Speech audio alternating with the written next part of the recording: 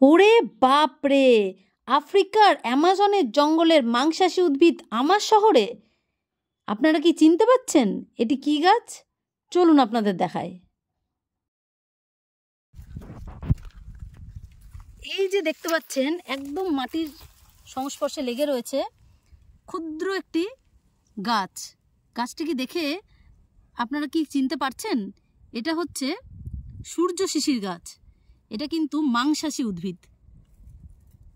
এই গাছের সম্পর্কে আমরা কিন্তু ছোটবেলায় আমাদের জীবন বিজ্ঞান বই অর্থাৎ লাইফ সায়েন্স বই কিন্তু আমরা এই গাছের সম্পর্কে পড়েছিলাম।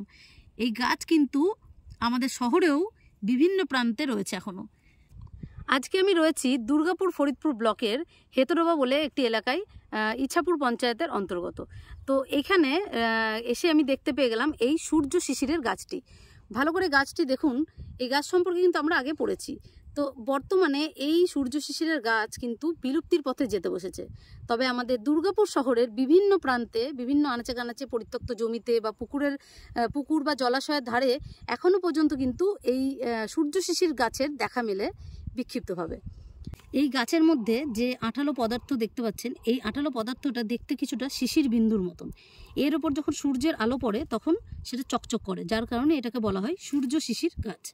তো এই যে দেখতে পাচ্ছেন, এই যে পিঁপড়েটা আসছে সামনে, এরকম ছোট ছোট পিঁপড়ে, পোকামাকড়, এরা কি করে এই রং এবং এই চকচকের যে পদার্থ তার প্রতি আকৃষ্ট হয়ে এরা গাছের কাছে চলে আসে এবং সঙ্গে সঙ্গে এই গাছটি কি করে, এর গাছের যে পাতাগুলি দেখতে পাচ্ছেন এগুলি থেকে আরও বেশি পরিমাণে ওই আঠালো পদার্থ অর্থাৎ ওই এনজাইম বেরোতে থাকে এবং পাতাটি সম্পূর্ণ কুঁচকে যায়। যত কুচকাতে থাকে তত এনজাইম আরও বেরোতে থাকে এবং কুচকে গিয়ে এটা একটা পেয়ালার মতন, মানে কাপের মতন গঠন নেয়, যাতে পোকাটা কোনোভাবেই না বেরোতে পারে।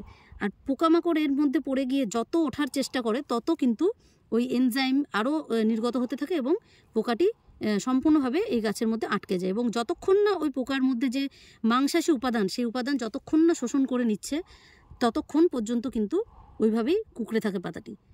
তো এইভাবেই কিন্তু নানা রকম যে আমাদের প্রকৃতির মধ্যে যে সমস্ত কীটপতঙ্গ রয়েছে যেগুলো খুব একটা উপকারী নয়, সেই সমস্ত কীটপতঙ্গে কিন্তু বেশি ভাগ এই গাছের প্রতি আকৃষ্ট হয়। তো এই গাছ কিন্তু আমাদের দুর্গাপুরের বিভিন্ন জায়গায় রয়েছে। যেহেতু গাছগুলি খুবই ক্ষুদ্র এবং মাটির সাথে একদম মিশে থাকে, তাই আমাদের নজর এড়িয়ে যায়। কখনও এরকম দুর্গাপুরের গাছগাছালি এলাকায় বা জলাশয়ের আশেপাশে ঘুরলে লক্ষ্য করবেন, দেখতে পাবেন এই সূর্য শিশিরের গাছটি। কেমন লাগলো আপনাদের এই সূর্য শিশিরের গাছটি অবশ্যই কমেন্ট করে জানাবেন। আর এই গাছটি যদি নিতে চান, পেতে চান, তো গাছটি আমার নার্সারিতেও কিন্তু পেয়ে যাবেন। গাছের মধ্যে একটি সুন্দর ছোট্ট ফুলও ফুটে থাকে এভাবে।